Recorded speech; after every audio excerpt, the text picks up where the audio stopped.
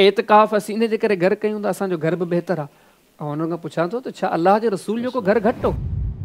जंहिं घर जा आदाब अलाह क़ुर में ॾसिया न, बल्कि क़ुर जी हिकिड़ी सूरत जो नालो रखी जंहिंजी हुजरात।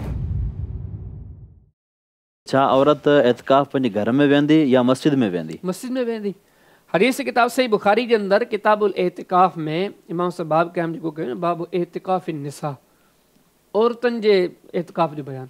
तव्हां वटि पढ़ी ॾिसो त नबी करीम सल्लल्लाहु अलैहि वसल्लम जिन जूं अज़वाज मुतहरात रज़ी अल्लाह ताला अन्हुन या सहाबियात रज़ी अल्लाह ताला अन्हुन, उन सभिनी एतिकाफ़ मस्जिद में कया आहिनि।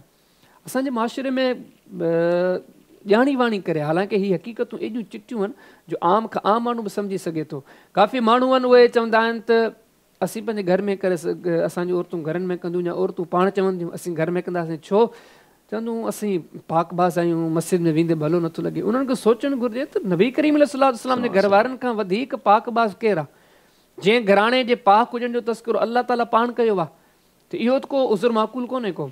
या वरी काफ़ी औरतुनि जी जेको सो इहा सोच हूंदी आहे त एतकाफ़ असीं इन जे करे घर कयूं त असांजो घर बि बहितर आहे। ऐं हुन खां पुछां थो त छा अलाह जे रसूल जो को घर घटि हो सल्लल्लाहु अलैहि वसल्लम? जंहिं घर जा आदाब अलाह क़ुर में ॾसिया न, बल्कि क़ुर जी हिकिड़ी सूरत जो नालो रखी जंहिंजी हुजरात। हाणे हुजरात जी छा आहे माना? त हुजरा, उहो कंहिंजा हुजरा? नबी करीम सल्लल्लाहु अलैहि वसल्लम जिन जा हुजरा।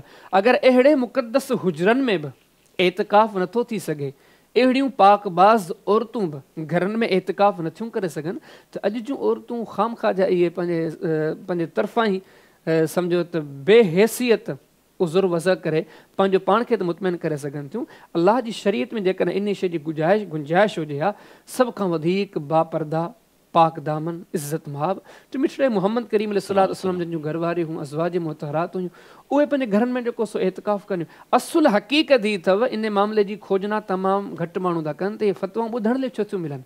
हक़ीक़त ही अथव त इहे फ़तवाऊं सिर्फ़ु इन जे करे जो 11 महीना असांजा मौलवी फ़तवा था ॾियनि त औरत मस्जिद में वञे ई न। हुननि जूं फ़तवाऊं आहिनि, किताबनि में लिखियूं पियूं आहिनि, मेंबरनि ते चवनि पिया। हाणे 12 महीने हिकिड़ो सुवाल थो पैदा थिए त एतकाफ़ हाणे कीअं चवनि 11 महीना जेके झलंदा माण्हुनि खे त मस्जिद में वञिणो ई न आहे। 12 महीने में कीअं चवनि त तव्हां मस्जिद में हलिया वञो? पोइ हुननि मजबूर थी करे इहा फ़तवा ॾिनी, बाबा हाणे एतकाफ़ तव्हांजो घर में बि थी सघे थो। त समूरी ॻाल्हियुनि जो ख़ुलासो इहो, अगरि जी शायदि मूं शुरू में बि कंहिं सुवाल जे जवाब में हीअ ॻाल्हि तव्हांजे साम्हूं दोहराई हुई, को माण्हू अगरि दीन खे पंहिंजी मर्ज़ी थो सम्झे, पंहिंजे मौलवी जी मर्ज़ी थो सम्झे, मुफ़्ती जी मर्ज़ी थो सम्झे, पोइ त उन लाइ मैदान खुलियल आहे जीअं वणेसि करे।